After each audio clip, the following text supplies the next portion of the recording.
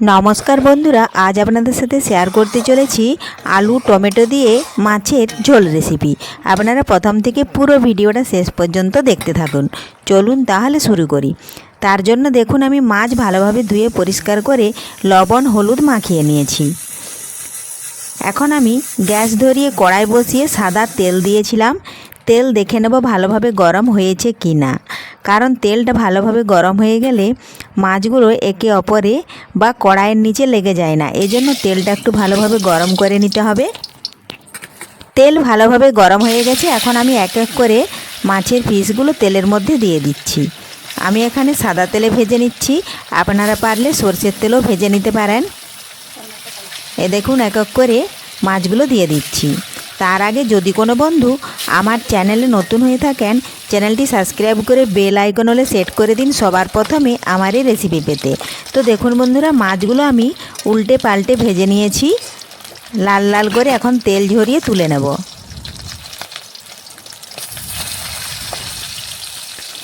যে মাছটা হয় না সেটা একটু তেলের দিকে ভালোভাবে ঘুরিয়ে দিয়েছি। এই মাছগুলো তুলে নিতে নিতে ওগুলোও ভাজা হয়ে যাবে। মাছের ঝোল হলে মাছটা একটু কড়া করে ভেজে নিতে হয়। এই দেখুন তেলের মধ্যে দিয়ে দিয়েছি, এগুলোও কিন্তু ভাজা হয়ে এসছে, এগুলো তুলে নিচ্ছি। এখন ওই তেলের মধ্যে আমি সরু সরু আলু কেটে রেখেছি, আলুগুলো ভেজে নেব। দিয়ে দিলাম আলুগুলো। সামান্য পরিমাণে আমি একটু লবণ দেব। লবণ দিয়ে দিয়েছি, নাড়াচাড়া করে ভালোভাবে মিশিয়ে নেব লবণ। আমি অনেকটাই সরু সরু কেটেছি আলুটা আপনারা আপনাদের পছন্দ মতো কেটে নেবেন। এর থেকেও যদি একটু মোটা কাটতে চান তো কেটে নেবেন, তাহলেও কোনো ক্ষতি নেই। দেখুন আলুগুলো ভাজা হয়ে গেছে। আমি তেল ঝরিয়ে একটা অন্য পাত্রে তুলে নিচ্ছি। এখন ওই তেলের মধ্যে দেখুন আমি ফোড়নে দিয়ে দিচ্ছি 5 ফোড়ন গোটা জিরে। একটু ভাজা হয়ে গেলে দিয়ে দেব আমি কিছুটা পেঁয়াজ কুচি। দিয়ে দিলাম পেঁয়াজ কুচি। দেব ছোট্ট একটা তেজপাতা। পেঁয়াজটা একটু নাড়াচাড়া করে মিশিয়ে নিলাম, দিয়ে দিলাম তেজপাতা। এদিকে পেঁয়াজটা ভাজা হতে থাক। আর এখানে দেখুন আদা জিরে গোলমরিচ দারচিনি কাঁচা লঙ্কা বেটেছি, পেঁয়াজ ও রসুন বেটে নিয়েছি একসাথেই। দিয়ে দিলাম হলুদ গুঁড়ো, পরিমাণ মতো দিয়ে দিলাম লাল লঙ্কার গুঁড়ো, দিয়ে দিচ্ছি স্বাদ মতো লবণ। সামান্য পরিমাণে একটু আমি জল দিয়ে দিচ্ছি ভালোভাবে। দেখুন হাত দিয়ে আমি এভাবে গুলিয়ে মিশিয়ে নিলাম।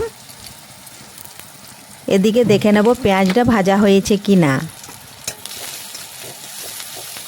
বেশ কিছুদিন আগে কিন্তু প্রচণ্ড রোদের তাপ ছিল, গরম ছিল, এই জন্য তেল মলি মশলা খুব একটা খাওয়া হয় না।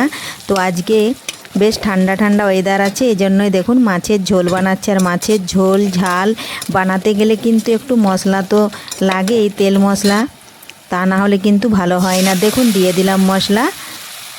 এখন নাড়াচাড়া করে ভালোভাবে মশলাটা একটু দেখুন ভেজে নিচ্ছি।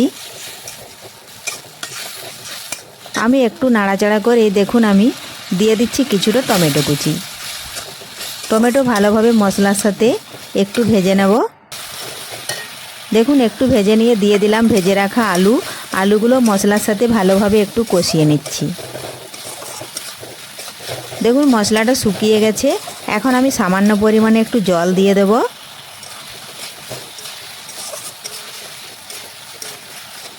এইভাবে বেশ কিছুক্ষণ ভালোভাবে মশলা ভাজতে ভাজতে দেখুন অনেকটাই কাঁচা গন্ধ চলে গেছে।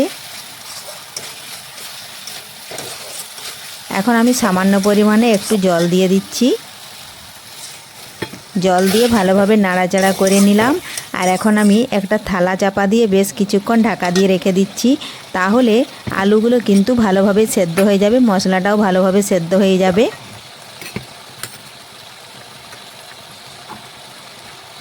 খুবই সহজ একটা রেসিপি, একবার দেখলে আপনারাও বাড়িতে যে কেউ বানিয়ে নিতে পারবেন। এই দেখুন ঢাকা দিয়ে দিয়েছি। ফিরে এলাম বন্ধুরা কিছুক্ষণ পর। দেখুন ঢাকা তুলে নিয়েছি। মশলা আর আলু ভালোভাবে সেদ্ধ হয়ে গেছে। দেখুন আবারও একটু রান্না করে নিচ্ছি। এখন আমি ঝোলের জন্য পরিমাণ মতো জল দিয়ে দেব। আপনারা কিন্তু যে যতটাই ঝোল খেতে চান সে কিন্তু ততটাই জল দেবেন। আর এই দেখুন আমি আলু মশলা ভালোভাবে ঢাকা দিয়ে সেদ্ধ করে নিয়েছিলাম বলে এখন আমি ঝোলের জন্য যে জলটা দেব সেই কিন্তু জলটা ফুটিয়ে নিয়ে মাছগুলো ঢেলে আবারও কিছুক্ষণ ফুটিয়ে নিলেই কিন্তু তৈরি হয়ে যাবে খুব সহজে তাড়াতাড়ি। এই দেখুন আমি এখানে 1 বাটি জল দিলাম আর 1 বাটি জল দিয়ে দিচ্ছি। দেখুন 2 বাটি জল দিয়েছি। এখন আমি এই জলটা ফুটে নেওয়া পর্যন্ত কিছুক্ষণ অপেক্ষা করছি। দেখুন ফুটে গেছে। এখন সাথে সাথে আমি ভেজে রাখা মাছ দিয়ে নাড়াচাড়া করে মিশিয়ে একটু ফুটিয়ে নেব, তাহলেই তৈরি হয়ে গেল টমেটো আলু দিয়ে মাছের ঝোল। তো আজকের এই রেসিপি বন্ধুদের কেমন লেগেছে কমেন্ট করতে অবশ্যই ভুলবেন না। পুরো ভিডিওটা ভালো লাগলে লাইক, শেয়ার ও সাবস্ক্রাইব করে আমার পাশে থাকবেন। ধন্যবাদ। আজকের মতো এখানেই শেষ করছি। ফিরে আসবো আবারও পরের ভিডিও।